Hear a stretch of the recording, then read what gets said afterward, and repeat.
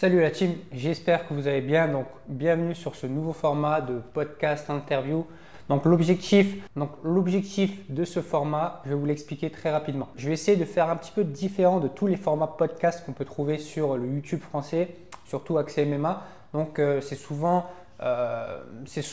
des récaps de l'UFC, des récaps de telle et telle organisation et événements. Nous, on va vraiment se focus sur le format interview et surtout essayer d'aller dans la vie du combattant. En fait, comprendre réellement la vie d'un combattant, ses galères, comment il arrive à s'organiser, s'entraîner, comment il fait pour travailler à côté, bref, comment il fait pour s'organiser en tant que combattant.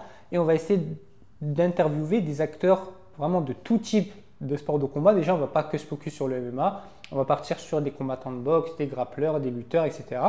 Et de tout niveau. Donc, on va aller interviewer des amateurs, des prospects qui vont passer en pro, des professionnels. Voilà, on va essayer d'avoir un panel complet d'invités qui puissent nous donner leur retour d'expérience, conseiller au maximum les plus nombreux d'entre vous qui veulent peut-être devenir des combattants aussi performants, donc qui veulent performer en compétition, etc. C'est vraiment pour but de vous conseiller et vous donner un maximum d'informations en tant que combattant. Moi, je m'adresse à des combattants. Mon contenu est surtout orienté préparation physique, etc. Donc, les personnes qui regardent ça sont souvent des combattants. Et du coup, c'est pour vous donner un maximum de conseils et un maximum de retours d'expérience de mecs peut-être plus avancés que vous. Donc voilà, donc j'espère que le format va vous plaire. Soyez indulgents, c'est mon premier épisode, c'est ma première interview, on va dire. Et du coup, pour ce premier épisode, j'ai décidé d'inviter Issan. C'est un jeune combattant, un de mes élèves de l'académie du programme Iron Fight. C'est un jeune que je connais depuis 8-10 mois, que j'accompagne depuis 8-10 mois. On a 100% de victoire avec lui depuis notre collaboration. De toute façon, on va y revenir pendant l'interview. Voilà, c'est un jeune qui est très prometteur en MMA, qui fait aussi du grappling, champion de France de Nogi, des dizaines de combats en amateur en MMA. Et là, il vient de faire sa transition chez les adultes, chez les juniors en plus de 18. Et il va vous expliquer un petit peu son parcours et son quotidien en tant que jeune combattant. Donc, n'hésitez pas à commenter, donner votre avis sur le format, likez si la vidéo vous plaît et abonnez-vous à cette chaîne. On a atteint les 2000 abonnés, c'est super. Maintenant, c'est retour 10K, donc on va aller chercher les 10 000 abonnés. Les 10 000 abonnés, on y arrive d'ici quelques jours sur Insta. Et puis voilà, donnez de la force, abonnez-vous, likez, etc. Je vous laisse avec l'épisode et je vous dis à plus tard. Ok, Issan, j'espère que tu vas bien. Enfin. Ça va nickel et toi? Ouais, ça va, super. Écoute, on est là aujourd'hui pour parler de toi un petit peu, parler de ta carrière, tes objectifs, ton futur aussi en tant que combattant. Donc, les gens vont peut-être te découvrir à travers cette vidéo, ce podcast. Donc, avant de commencer, j'aimerais juste que tu te présentes rapidement en deux, trois lignes, entre guillemets. Tu te présentes, ton âge, ce que tu fais, ta discipline, etc. Et après, je te poserai quelques questions pour en savoir plus. Ok, moi je m'appelle Issan Guerrard, je viens d'avoir 18 ans. Je suis combattant de MMA. J'ai commencé le MMA, on va dire fin 2019. Moi, une petite année avec le Covid, etc. et tout ce qui a pu avoir, une petite blessure. Et j'ai commencé par la boxe anglaise à la base quand j'étais plus petit. Et puis voilà, j'ai toujours aimé les sports de combat. J'ai pas commencé non plus super petit. Enfin, j'ai dû commencer vers l'âge de 10 ans, 10, 11 ans la boxe anglaise, mais j'ai pas forcément une famille qui baigne dans les sports de combat ou autre. Ouais. Et puis voilà, c'est tout. Là, actuellement, je fais du MMA et toutes les disciplines qui peuvent composer le MMA. Bien sûr. Ok. Donc toi, c'était la boxe anglaise, donc t'avais déjà un pied dans les sports de combat, mais qu'est-ce qui t'a attiré justement dans le MMA? En fait, je faisais de la boxe anglaise, j'ai arrêté. Et pendant un an, avant, je faisais du foot. J'ai dû faire 7 ans de foot. Hein. Et j'ai arrêté la boxe anglaise. Je faisais plus spécialement de sport, à part les trucs en cours ou des trucs entre potes. Et ma mère, elle voulait que je fasse du sport. Et il y a une connaissance de mes coachs actuels, enfin un ami de mes coachs actuels qui a dit à ma mère, en gros, ramène ton fils. Et moi, je voulais, comme beaucoup de gens, en fait, je voulais y aller et tout, parce que je connaissais, je regardais avec mon père sur l'équipe 21 quand ça passait avant. Et je connaissais, juste à regarder, je kiffais ça. Okay. Mais je n'osais pas, comme beaucoup, je n'osais pas aller. Je me suis dit, je vais y aller, mais pas maintenant, plus tard et tout. Un jour, ma mère, je me rappelle, ce soir-là, je voulais pas, elle m'a dit, si, vraiment, vas-y, moi, j'étais sur l'ordi. Elle m'a dit, vas-y. Et j'y ai été. Et après, je crois que j'ai quasiment pas loupé un seul jour. Et après, j'ai plus jamais arrêté. Ok, nickel, super. Et justement, je voulais rebondir sur ce point-là. Souvent, quand on est jeune, et en tant que coach préparateur physique, j'ai souvent ce cas de figure-là, c'est que les parents sont pas trop chauds que les jeunes fassent des sports de combat. Donc les mecs, ils attendent souvent d'avoir Ouais. 18-19 ans pour se lancer. Du coup, toi, tes parents, on va dire, c'est eux qui t'ont un peu chauffé à te lancer, c'est ça? Ouais, en fait, ma mère, elle m'a lancé, mais après, elle savait pas tout ce qui allait en découler. C'est-à-dire, en gros, elle m'a dit, vas-y. Mais pour elle, c'était un loisir. En gros, il va y aller 2, 3 fois dans la semaine, il va se défouler, il va rentrer, ça va lui faire du bien. Mais après, quand elle a vu que c'était sérieux, qu'il y avait des combats et tout, il y a eu un moment où, entre guillemets, elle s'est un peu refroidie. Ouais. Parce que c'est normal, j'étais plus jeune quand même, j'avais peut-être 15 ans. Je parlais de combat, elle voyait ça comme un sport violent. Elle n'était pas totalement contre. Juste, à la limite, elle préférait pas en parler plutôt que me dire non. Mais voilà, elle voulait pas spécialement mettre un mot sur ça. Euh, mon père, non, mon père, lui, à chaque fois que je fais quelque chose, en général, il est derrière moi.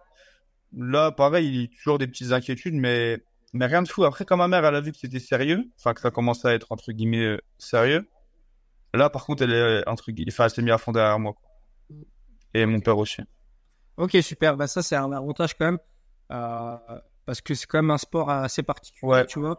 Les sports de combat, déjà, c'est particulier, mais le MMA encore plus. pas encore plus, mais il a fallu du temps parce que même quand moi, je lui disais que c'était sérieux, que c'était un vrai truc, le temps que les parents ils comprennent au début, c'est toujours en mode ouais, enfin, il dit ça, mais enfin, dans 2 ans, ce sera plus ça, tu vois, ça va changer. Et au fur et à mesure, ouais, ça a mis du temps pour qu'elle comprenne ce soit vraiment sérieux. C'est pas, je lui ai dit, ah, maman, je veux faire ça. Elle a dit, ah, ok, direct, mon fils. Non, ça a mis vraiment du temps. Ah, ça a mis du temps, ouais. Ouais. Et justement, bon, t'as, tes parents ont une facilité à accepter le truc, mais Mm. qu'est-ce que tu donnerais comme conseil à un jeune qui a 15, 16, 17 ans, qui veut justement persuader ses parents de se lancer dans le MMA? Les parents ont peut-être peur ou peut-être avoir cette appréhension. Qu'est-ce que tu conseillerais enfin, qu'est-ce que tu donnerais comme conseil? Bah, honnêtement, moi, ça m'est pas arrivé, mais ce que je pourrais dire, ce serait de prendre un combattant qui a déjà une bonne expérience, peut-être de sa salle ou de sa succursale ou un gars qui connaît, et que cette personne-là, elle aille directement expliquer aux parents, parce que je pense que c'est plus simple quand tu as un cas de figure directement devant toi. Quand tu as, entre guillemets, quelque chose d'inconnu devant toi, bah, tu te fies que sur ce que tu penses. Mais si tu vois un combattant de MMA, c'est pour ça que moi, je trouve que c'est important, genre, entre guillemets, de bien s'exprimer, de pas faire le teubé, entre guillemets, Bien sûr. parce que si tu vas voir les parents, tu leur parles bien, qu'ils voient un jeune calme, qui c'est pas comme ils voient à la télé, enfin à la télé. Pour eux, c'est violent, ils voient juste des mecs en train de se battre, ils voient pas l'aspect technique, rien. Ouais, Donc, il faut faut être des aussi se mettre, bagarres, des choses voilà, c'est ça. En fait, faut aussi se mettre à leur place. Pour eux, ils connaissent pas tous les termes. Pour eux, c'est juste deux gars qui se battent. Et moi, je pense qu'il y a rien de mieux qu'un professionnel enfin, quelqu'un qui connaît pour leur expliquer, quoi. exactement. Ouais, moi, c'est ce que je donne comme conseil, essaye de persuader tes parents de venir voir un club. Après, déjà, trouver un Voilà, club pédagogique, etc. Montrer que c'est un sport, c'est technique, c'est ça.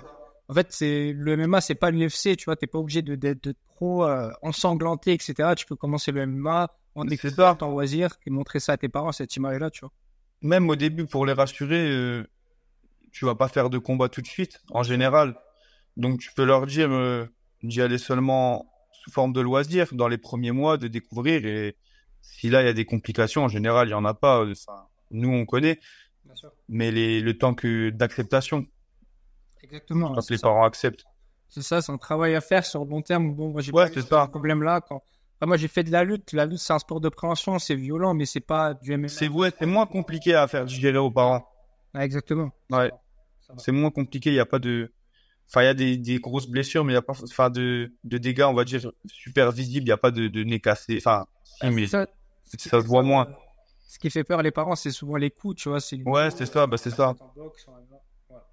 Ok, pour revenir un peu sur ton palmarès, quel est ton palmarès en MMA actuellement? Donc, tu viens d'avoir 18 ans.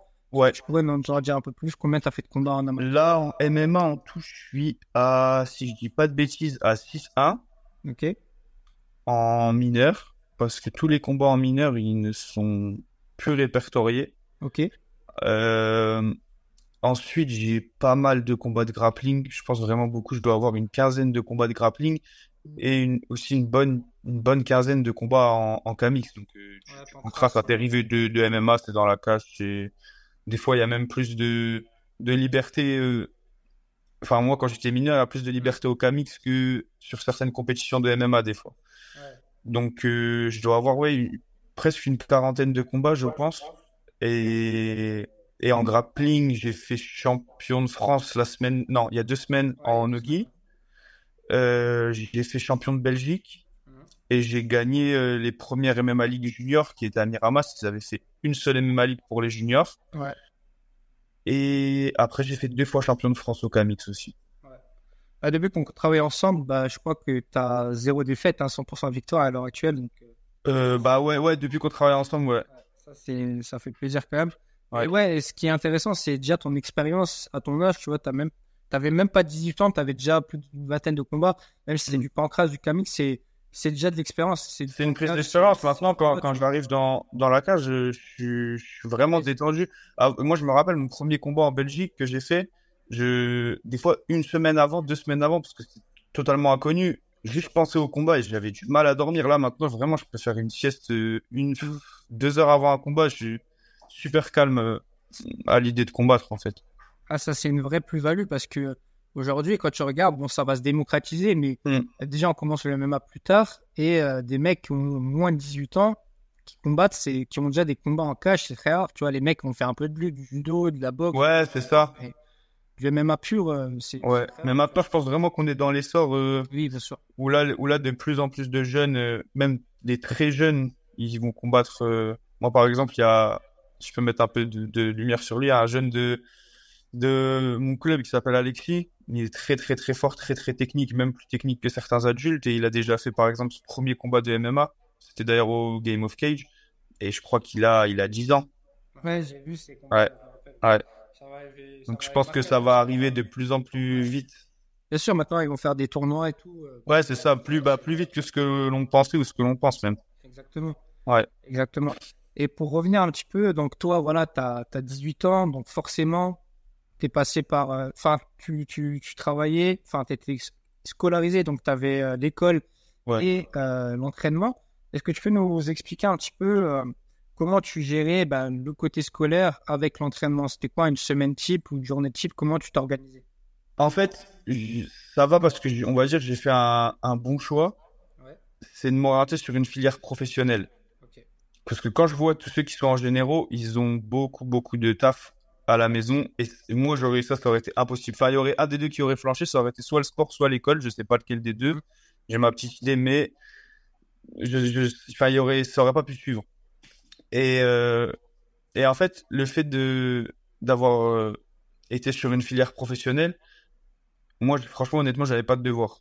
Ouais. Donc, dès que je finissais ou dès que j'avais une pause, mon temps libre, il pouvait être axé sur le sport. Donc, une journée type, par exemple, quand j'allais en cours, le matin, je me levais, je ne m'entraînais pas spécialement le matin. Mhm. Et ce que je faisais, c'est juste ça qui c'était un peu compliqué des fois, c'était que si par exemple je quittais à 15 ou à 16 heures et que j'avais la prépa physique, et ben enfin, ça m'arrivait d'enchaîner la prépa et Entraînement et le sport. cours de MMA juste après. Donc ça fait des longs entraînements, même si il y a une petite pause, on va dire, de 1 heure. C'est assez fatigant, mais j'essayais toujours de l'orienter. Par exemple, si j'avais, en fait, des fois, j'avais des journées comme le mercredi où j'avais cours que le matin. Et là, je charbonnais, mais je faisais par exemple 3 entraînements, mais le mercredi après-midi. C'est-à-dire, je finissais les cours, je mangeais. Vers 15 h, 15, 16 h, j'allais avec mon coach au club où je faisais du PAO, de la technique. Après, peut-être, j'allais à la prépa physique. Et le soir, je pouvais aller à la boxe anglaise de 20 h à 22 parce que c'est assez tard. Mais ouais, par exemple, le mercredi, je sais que c'est une journée où je pouvais vraiment charbonner. Et le samedi, même pareil, les jours où j'avais pas cours, en fait, je charbonnais. J'avais un jour de repos dans la semaine, c'était le dimanche ou le samedi, ça dépend. Des fois, j'inversais. Ok. Ouais, tu essaies vraiment d'optimiser au maximum ton temps. Ouais, j'essayais d'optimiser au maximum. Et même si des fois j'avais des pauses, mais des fois on a des pauses, mais il faut quand même rester dans l'établissement. Donc Bien sûr. je prenais mon ordi et je faisais de l'analyse. Je regardais juste des vidéos de sol, des vidéos d'analyse de combat. Et ça te laisse quand même quelque chose pour travailler, parce que c'est important de travailler physiquement. Bien sûr. Mais des fois, ton corps, tu as besoin de repos. Et ça veut dire que le jour de repos, bah, tu regardes des analyses. Ça peut te permettre d'évoluer des fois juste en regardant. Exactement. Surtout si t'es bon. Ouais, si t'arrives enfin, si t'es une éponge, comme on dit.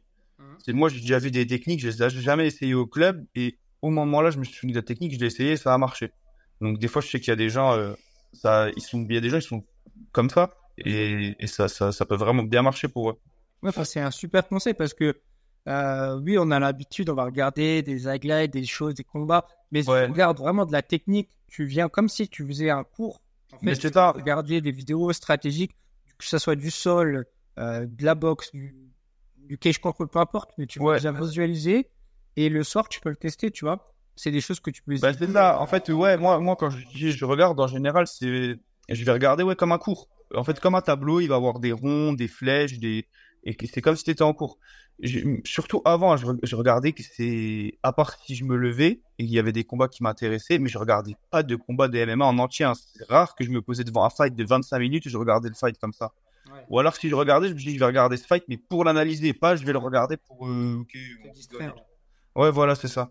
Mais il y a plein de chaînes. Soit je regardais des tutos, soit je regardais des analyses. Super. Bah, nickel. Bah ouais, bah, moi, je te rejoins là-dessus. Moi aussi, j'ai choisi la filière professionnelle. Bon, déjà parce que j'aimais pas forcément l'école, mais Ouais. ouais, j'avais d'autres choses en tête. Moi, j'étais en équipe. C'était mon moment où j'étais en équipe de France. Par exemple, l'année où je passe le bac, je préparais les mondes aussi. Ouais, c'est Voilà, compliqué. c'était beaucoup de stages, etc. Et en général, j'aurais pas pu suivre le rythme. Donc, forcément, Mm. la filière pro, à part si tu es vraiment une tête et que tu peux gérer les deux, il y en a. Moi, je connais des mecs qui étaient en école de kiné, en équipe de France en même temps, tu vois. Donc, c'est faisable. Ouais, C'est pas faisable pour tout le monde, tu vois. mais je pense que c'est faisable quand tu veux être orienté dans le sport. Par exemple, kiné, c'est quand même un domaine qui peut toucher au sport, donc ça relie. Mais si par exemple le mec c'est une tête et il veut être médecin, bah donc du coup en fait Ouais, il a ça, plus de carrière professionnelle alors tu vois. ça va être très compliqué. Ouais, c'est pour Il y en ça. a, tu vois, il y en a, bon, c'est très rare, mais des combattants qui sont ingénieurs, des choses comme ça, c'est compliqué, mais c'est. Ouais, ça doit être super compliqué. Ouais. Et justement, la filière professionnelle, ça te permet d'assurer en tes arrières avec un diplôme et pouvoir mettre en avant bah, ta carrière sportive sans te mettre en difficulté. Et justement, toi, pour rebondir là-dessus, donc, tu as eu ton bac l'année dernière et là, Ouais. tu as pris la décision d'arrêter l'école, c'est bien ça? Ouais, c'est ça, j'ai arrêté parce que il y a il y a une sûreté entre guillemets, je trouve dans la filière professionnelle, c'est que si tu prends une filière où il y a des débouchés, Mhm. eh ben il y a toujours du travail, D'accord. surtout en professionnel. Il y a des trucs où c'est sûr, il y a moins de débouchés, tout ce qui va être dans le commerce, etc. C'est compliqué. Par exemple, moi je m'étais orienté sur une filière en tant que frigoriste, enfin tout ce qui est dans la Ah, clim. c'est super ça. Et il y a toujours du travail et ça paye bien. Bien sûr. Donc c'est pour ça que je me suis dit là, si je veux, je peux faire une petite pause parce que j'ai un petit bagage derrière. Mais par Exactement. contre, c'est pas du tout ce qui m'intéresse, c'est pas ce que je vais faire. Moi, j'ai vraiment fait ça limite pour le MMA. À Mhm. aucun moment je kiffe le frigo ou la clim, limite, je déteste ça, hein. Bien sûr, c'est une issue de sortie, Ouais, c'est vraiment mais on va dire. juste ça. Et même si un jour j'ai pas le choix, je pense que je referai autre chose. Peut-être un BPGF parce que je coacherai ou quelque chose comme ça, mais enfin, je me vois pas bosser dans ça. Vraiment, j'aime pas, hein, j'aime pas du tout. Mais c'était juste histoire de, si vraiment au cas où quelque chose va pas, au moins j'ai quelque chose. Ouais, je comprends. C'est une sécurité, tu vois. Tu te dis, bon, moi j'ai un diplôme, tu as Mm. rassuré tes parents, je suppose aussi. Donc, t'as le bac. Demain, si tu dois reprendre des études, bah, au moins, tu as déjà ce diplôme-là qui te sert. Et, et au moins, tu as assuré tes arrières pour continuer ta carrière. Ouais, Tu vois, tu te bah c'est concentres ça. pleinement là-dessus. Et justement, aujourd'hui, tu as arrêté l'école, donc tu te dédies à 100% à tes entraînements, je suppose. Ouais, Et aujourd'hui, exactement. voilà, c'est quoi maintenant? Bah, maintenant, ta journée type, justement, en tant que combattant à 100% à temps plein, comment tu t'organises dans ta semaine et... Bah là, journée type, tout dépend si je suis dans ma ville ou pas, parce que on va y revenir peut-être tout à l'heure, mais je change pas souvent, mais dans les mêmes clubs, mais je m'entraîne dans certains clubs, D'accord. certaines semaines, etc. Par exemple, si je m'entraîne quand je suis à Paris, une journée type, je vais me lever vers peut-être 8h30, 9h, Ouais. et il y a entraînement de 10h30 à midi, voire midi 30 avec les professionnels, donc à US Metro. Je vais prendre le métro, je vais aller à l'entraînement et je vais re-rentrer. J'ai fait le premier entraînement du matin, donc ça dure environ 1h30, 2 heures. Hein. Donc, t'es bien fatigué. Je vais faire une sieste. Je vais me réveiller, je vais manger. Je vais faire à manger, je vais manger des œufs, enfin, des bons trucs. Et ensuite, je repars à l'entraînement. En général, le soir, j'aimais bien aller au cours de grappling. Et pareil, le cours de grappe, c'était soit 19h30, 20h15, un truc comme ça. Et après, les autres jours, c'était 20h, 22h. Ok. Et tous les jours, c'est comme ça. Mais ça laisse très peu de temps, en fait.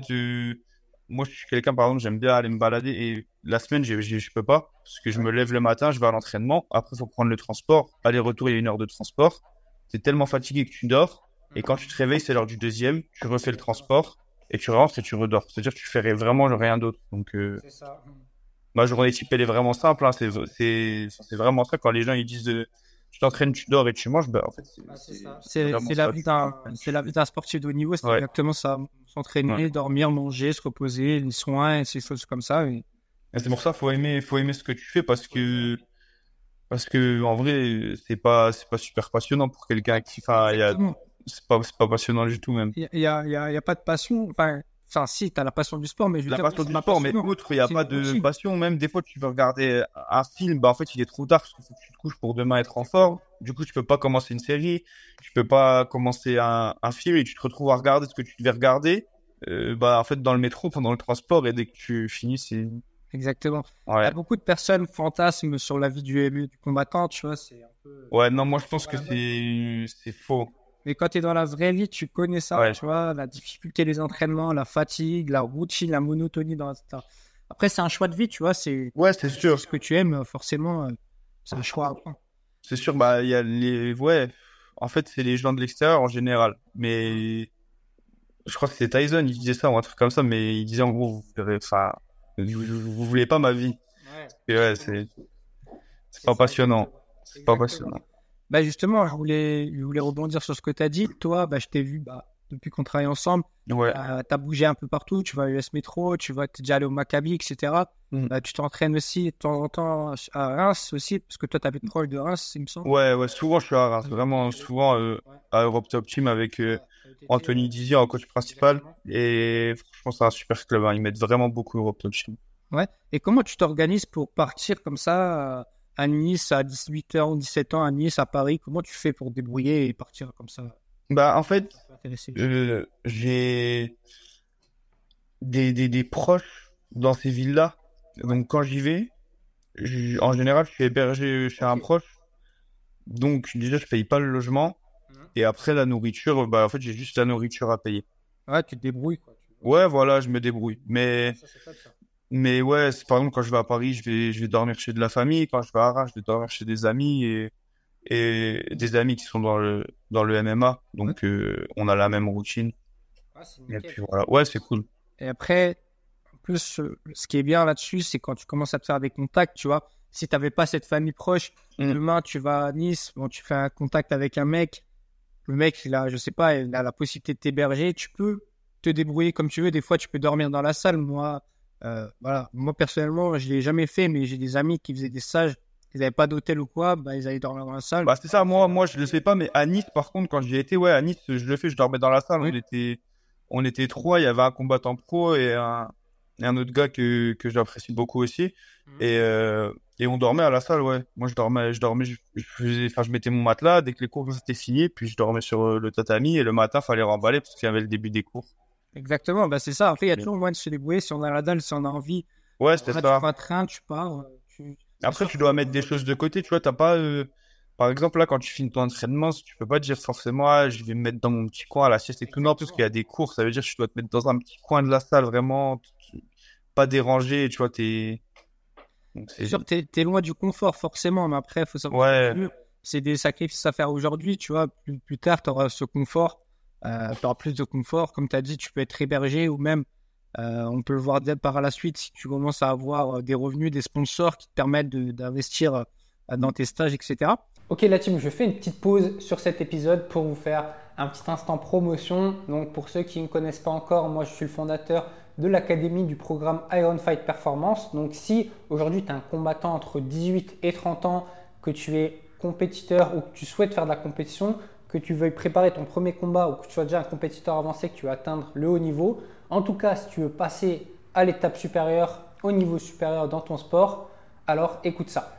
J'ai fondé l'académie Iron Fight Performance. C'est un programme d'accompagnement en ligne qui accompagne justement exclusivement les combattants de tous les horizons, donc MMA, boxe, lutte, JJB, grappling et de tous les niveaux. On les accompagne sur tous les aspects de la performance, que ce soit la préparation physique, la nutrition, la prépa mentale, la gestion de carrière, pour but justement qu'ils soient prêts physiquement à performer en compétition, les rendre le plus professionnel possible sur la nutrition, l'hygiène de vie, la prévention des blessures et tous ces aspects-là, et tous les aspects importants, et surtout pour but qu'ils deviennent autonomes et 100% opérationnels. Donc si c'est quelque chose qui t'intéresse et que tu te reconnais dans ce que je te dis, que tu as envie d'en savoir plus, je te laisse regarder dans la description, je te laisser un lien de présentation de mon académie, comme ça tu auras tout ce qu'il te faut pour connaître un petit peu ce programme et tu auras la possibilité de réserver un appel téléphonique avec moi ou un membre de mon équipe. C'est un appel 100% gratuit, ça ne t'engage à rien et on ne meurt pas. Donc l'objectif de l'appel, c'est vraiment qu'on parle de tes objectifs, de tes problématiques auxquelles tu fais face actuellement dans tes entraînements et surtout qu'on parle de ton projet sportif. Donc si on voit qu'on est en capacité de t'aider et que ton profil correspond à ce qu'on recherche, on te proposera, on te fera une proposition et on te présentera notre académie. Et si c'est quelque chose qui fait sens pour toi, ce sera un plaisir de t'accompagner. Donc, je te laisse regarder dans la description. Et sur ce, je vous laisse avec la suite de l'épisode. D'ailleurs, toi, il me semble que tu as quelques sponsors, non? Ouais, là, j'ai quelques sponsors qui m'aident. C'est bon. Ok. Ouais. Du coup, je vais rebondir là-dessus. Ça fait pas mal de sponsors. Comment, à ton niveau, c'est ton modeste niveau, parce que tu n'es pas quelqu'un de connu, etc. Bien sûr. 17 ans, 18 ans, à 17-18 ans, comment tu trouves des sponsors? Ça peut être intéressant de savoir. Je pense justement, en fait, les gens, ils vont négliger ça, mais c'est une chance. Quand tu as, entre guillemets, beaucoup de combats ou que tu as fait pas mal de choses et que tu es jeune, les sponsors, ils peuvent te voir comme un potentiel investissement ou quelque chose comme un jeune déterminé. Donc, faut pas le négliger. Il y a des jeunes, ils vont se dire, ah, je suis jeune, je trouve des sponsors mais des fois, c'est une chance d'être jeune et il faut pas le négliger, ça. Donc, les sponsors, ils peuvent t'aider pour ça. Et après, ils ont leur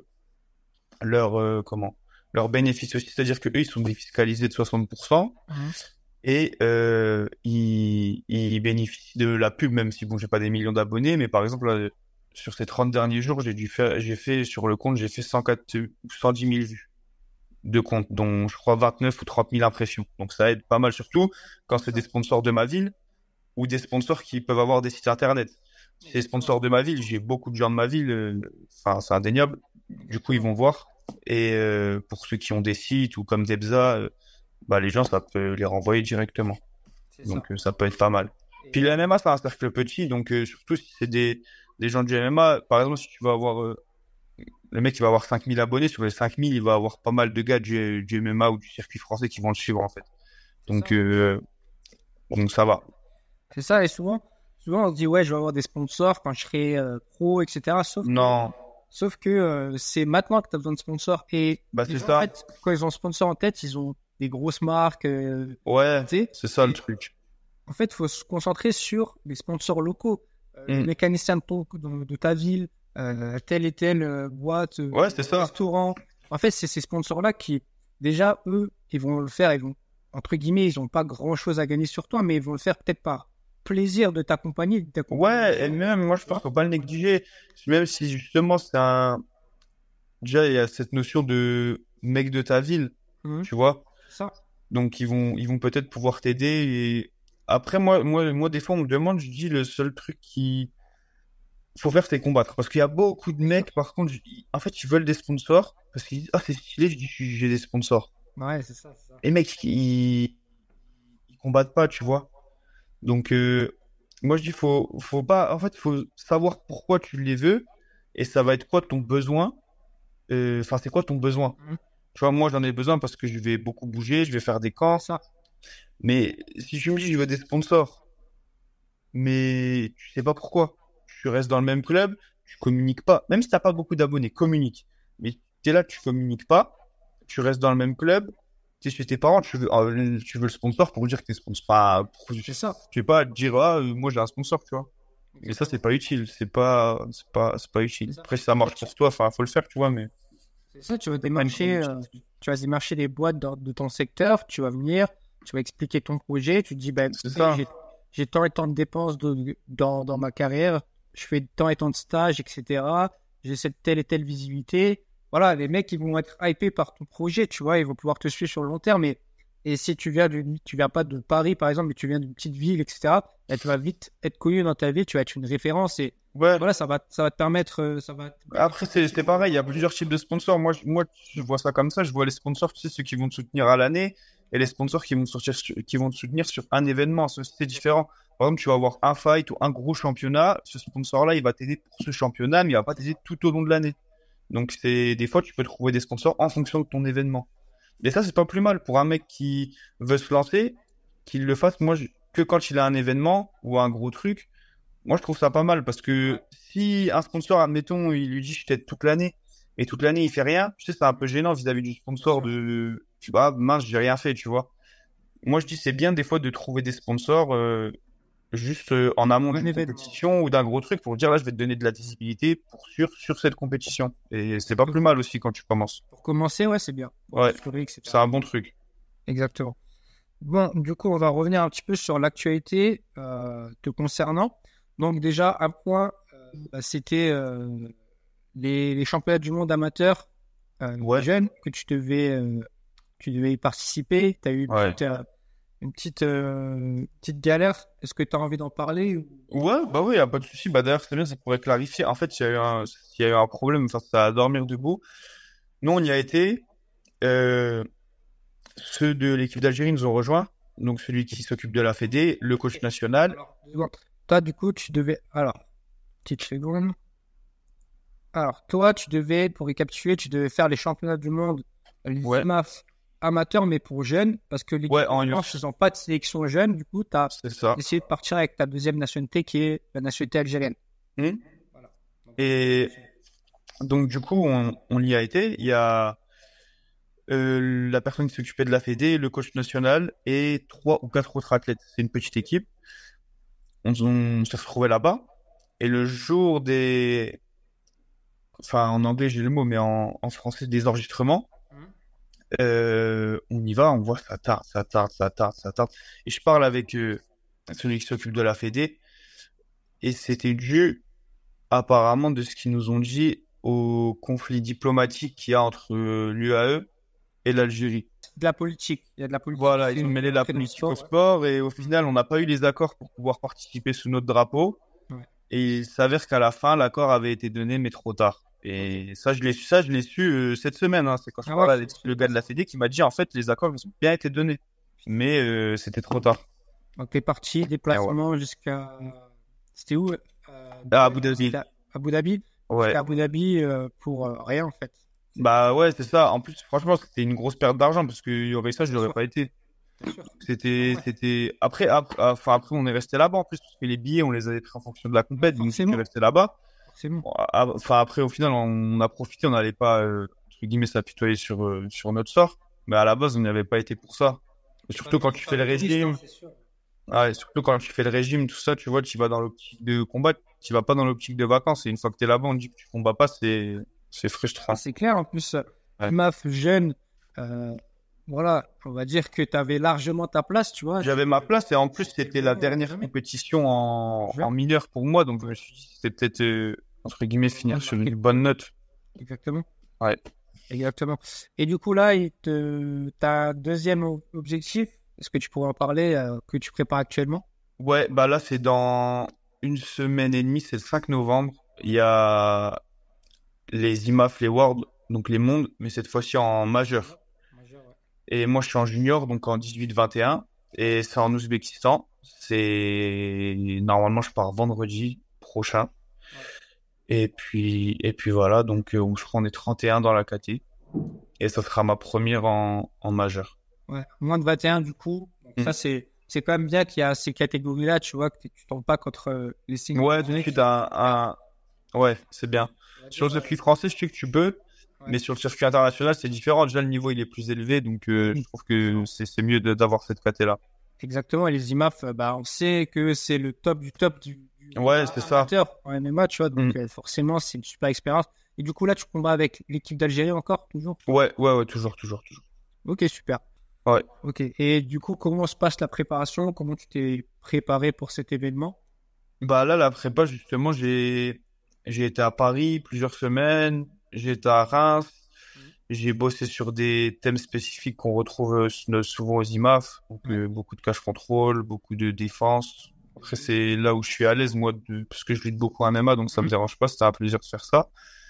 Et, euh, et puis voilà, sur la prépa physique, bah là, je suis en affûtage, donc on est passé sur 2 séances et très réduites. Donc ça me fait du bien aussi. Et là, ces 2 dernières semaines, il y a aussi beaucoup de repos et beaucoup de diminution d'entraînement. Donc c'est pas plus mal aussi pour le corps. Faut gérer le poids. Puis voilà. Exactement. Bon, donc, parce que toi, tu combats à moins de 66, du coup. Ouais, 65-800 exactement. Ouais, exactement, ouais. Ok. Ok, donc ouais, la prépa c'est plutôt bien Ouais, la prépa c'est plutôt bien passé du coup. ouais, c'était bien. Ok, parfait.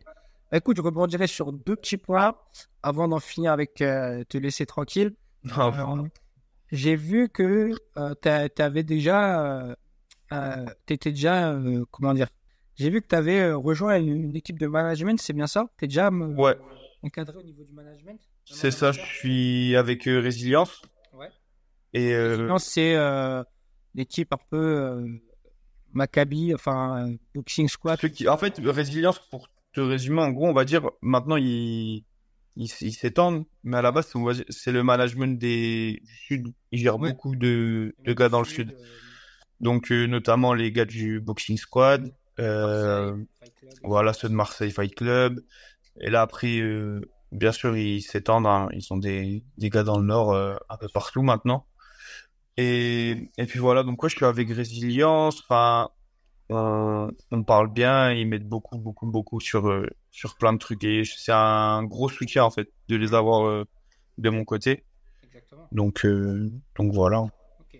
Donc au moins, t'es déjà bien entouré avant ton futur passage en pro. Ouais, c'est ça, Tu te faut. professionnalises déjà en fait. Ouais, c'est ça, faut pas attendre de se professionnaliser, faut se professionnaliser au plus vite, Exactement. je pense, ouais. Et du coup, on terminera sur tes objectifs futurs. C'est quoi tes objectifs? Bon là, il y a les IMAF, mais après, c'est quoi ta vision? Comment tu dois évoluer encore dans les futures années? Bah, là, il y a les IMAF. Moi, je pense rester encore. J'aimerais bien passer pro fin 2026, voire courant 2026. Je me vois pas rester super longtemps sur le circuit amateur, Hein. parce que ça m'intéresse. Enfin, ça m'intéresse pas spécialement de rester longtemps. Ouais. Et donc, du coup, je me vois bien enchaîner les combats, vraiment enchaîner au maximum, prendre beaucoup d'expérience pour ensuite pouvoir passer pro le plus rapidement possible. Donc une pleine saison et une demi-saison peut-être. Ok. Ouais, donc là, les IMAF, l'année prochaine, bon, t'as tout le circuit amateur, les galas, les MMA League, tout ça, Ouais. un maximum de combats. En senior, maintenant, plus de 18 ans. Mm. Et ok, donc ouais, t'as quand même envie de passer pro assez jeune. Ouais, assez T'as rapidement. déjà de l'expérience, t'as déjà pas mal de combats en amateur. Ça, je veux faire plus de combats en amateur. Limite, je me vois pas faire des 25 combats amateurs, 20 combats amateurs. Moi, j'aimerais bien limite faire mes... Après, c'est dès que je sens prêt, mais si je fais mes 10 fights et qu'au 10, je me sens prêt, tu vois. Bien sûr, c'est ça. Il n'y a pas de quota particulier, c'est Non. quand tu te sens prêt, tu vois, c'est en fonction de chacun, c'est chacun. Ouais, c'est ça, c'est en fonction de chacun, en fait. Bah écoute, Issan, en tout cas, ça a été un plaisir d'échanger avec toi. Bon, ça fait un bout de temps qu'on travaille ensemble maintenant. Ouais, c'est ça, ça fait longtemps. J'avais envie de faire ce premier épisode avec toi, justement, parce que Ouais, c'est un plaisir partagé, hein. j'avais envie de te mettre un petit peu en avant, parce que pour moi, t'es un futur prospect français, donc Ça fait plaisir. je peux te découvrir par la suite. Ouais, c'est sûr. Et voilà. En tout cas, on te souhaite, en tout cas, moi, personnellement, je te souhaite déjà bon courage. On peut te souhaiter que bon courage pour les IMAF. Ah, merci, c'est Et super gentil. si tu as peut-être un mot à dire avant de finir la vidéo. Bah, non, honnêtement, je pense qu'on a bien résumé. Pareil, c'était un plaisir de pouvoir échanger. Et, et puis voilà, hein, franchement, toutes les questions, elles étaient pertinentes. On a abordé plein de sujets. Non, c'était top. Écoute, je mettrai ton Insta Ouais. dans la description de la vidéo. Ok, Ça, on pas de pourra te souci. retrouver. Et comme ça, les gens vont pouvoir monter dans le train Ouais, il faut. C'est important. Allez, sur ce, je te souhaite une bonne journée. Je te dis à très vite. Bah, merci à toi aussi, Arides. Ok la team, merci d'avoir regardé l'épisode jusqu'au bout. J'espère que ça vous a plu. N'hésitez pas à mettre en commentaire ce que vous en avez pensé. Je suis ouvert à toute critique constructive. Voilà, donnez votre avis. C'est le premier épisode. On est là justement pour progresser. Donc si ça vous a plu, dites-le moi en commentaire. Likez, abonnez-vous à cette chaîne. Abonnez-vous aussi à mon Instagram. Et je le rappelle, si tu es un jeune combattant et que tu as envie de performer et progresser dans ton sport, lien dans la bio pour découvrir notre programme Iron Fight. Et sur ce, je vous dis à très vite.